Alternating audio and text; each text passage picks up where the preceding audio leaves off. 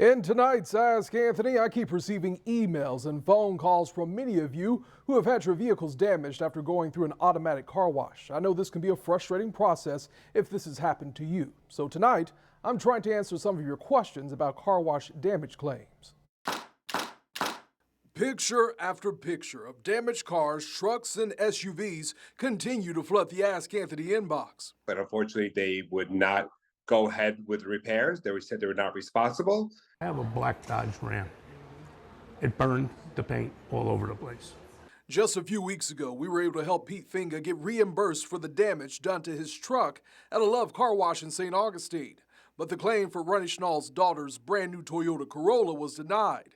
Representatives with the car wash said there were signs of pre-existing damage. Now I feel like I'm the bad dad in the situation who said, go get your car done. And this what happened when she comes out was $1,400 worth of damage. I've been in constant contact with Nick Perry, the Southeast Regional Director of Operations for Love Car Wash, about these issues. Last week, he drove down to Jacksonville to answer some of my questions about damage claims. We're dealing with, machines. Things happen, and if something does happen and it's clearly our fault, we will, accept fault and pay for the damage. That's what happened with Pete Finga. Perry says it was clear that the machines damaged his truck, so they accepted fault and will pay for his truck paint repairs. But he says that's not always the case. You'd be surprised, at least 70 to 80% of the damage, is clear on the camera before they pull onto the tunnel. Perry says customers need to check the interior and exterior of their cars before and after a car wash for damage. If you wait until you get home, it will be difficult to prove where or when the damage occurred.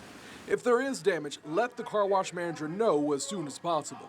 Once we get all the information, we need some time to investigate it. Like I said, we want to look at the cameras. Sometimes we'll pull a car history and kind of do the investigation on our side to see what actually transpired. Another thing to keep in mind is if something does break, it's not going to happen to just one car. It's going to happen to all the cars that period of time that it's broken. So it's very rare for it to just be a one-car incident.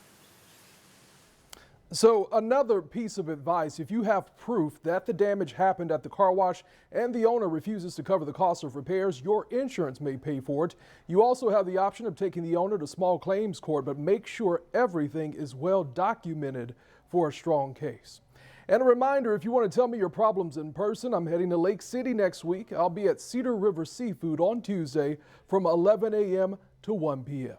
Remember, you can always email me at askanthony@firstcoastnews.com.